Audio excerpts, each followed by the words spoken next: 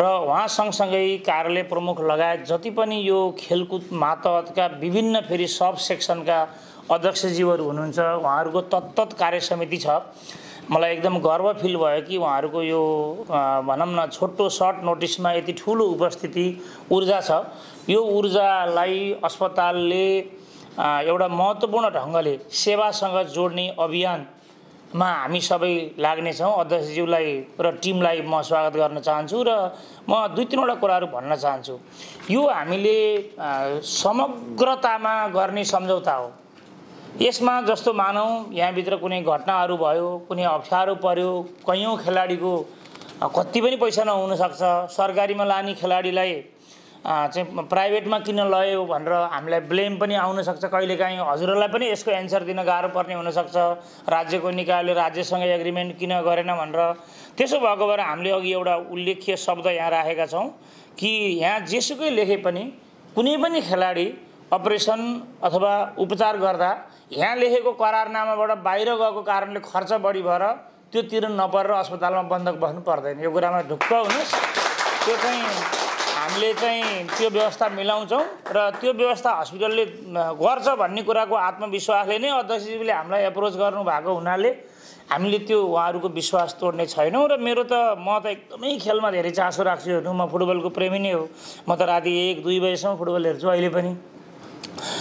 र हामीले चाहिँ यस्तो खेलाडी खेल मात्रै एउटा यस्तो चिज हो जो अनुशासन, हेल्थ र एजुकेसन यो तीनटै कुरालाई बन्डिङ गर्ने जम्मा एउटा ठाउँ खेल हो। हेल्थ, एजुकेसन र डिसिप्लिन।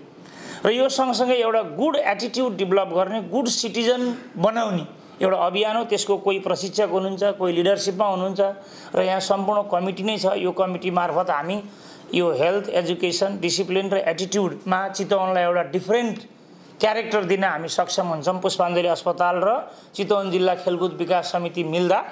र मैले यो सेवा शर्त करारनामामा यहाँ धेरै व्याख्या नगरे पनि म के भन्छु भने हामी तत्कालै अहिले नै हाम्रो यो सम्झौताको लगत्तै विभिन्न कमिटीहरूको चाहिँ अस्पतालमा आएर निःशुल्क स्वास्थ्य शिविर सुरु गरे पनि हुन्छ। एकचोटि शरीर ठिक छ कि छैन भनेर पुरै स्क्रिनिङ क्याम्प गर्न सुरु गरे पनि भइहाल्छ। हामी ओपिडी 1 रुपियाँ लिन्नौँ। सुरुमा हामी चाहिँ यहाँ जति पर्सेन्ट लेखे पनि ल हजुरहरूले यदि कुनै कमिटीको छ नि, कमिटीकोले अस्पतालमा यो मितिमा चाहिँ स्क्रिनिङ प्रोग्राम राख्दिनौँ भनेर यताबाट जानकारी आओस् अध्यक्षज्यू अथवा सम्बन्धित निकायबाट चाहिँ कसरी आउनुपर्ने इन्फर्मेसन आओस्।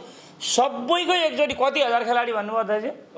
25-30 हजार खेलाडीकै स्क्रिनिङ प्रोग्राम लगातार 2 महिना अभियान चलाउने हो भने पनि हामी ओपिडी चाहिँ फ्रीमा गरिदिन्छौँ निःशुल्क। ल अरू सर्भिसमा चाहिँ हाम्रो पर्सेन्टेज जुन हामीले भनेका छँदैछौँ त्यसमा केही रोग देखियो भने गर्ने कुरा छँदैछौँ। फरक डेट लिएर हामीले एकचोटि उहाँहरूको स्वास्थ्य ठिक छ कि छैन त नि यो वर्षको लागि हरेक वर्ष सम्झौता गर्दा 1 महिना अभियान बनाएर 25-30 हजारको निःशुल्क ओपिडी टिकट चाहिँ निःशुल्क गरेर हामी शिविर गर्न कता हो जान्छौँ। उहाँहरू अस्पतालमा आफ्नो साधन चढेर आउनुहुन्छ भने हामीले 700 रुपियाँ किन लिने, हामी निःशुल्क गरिदिन्छौँ।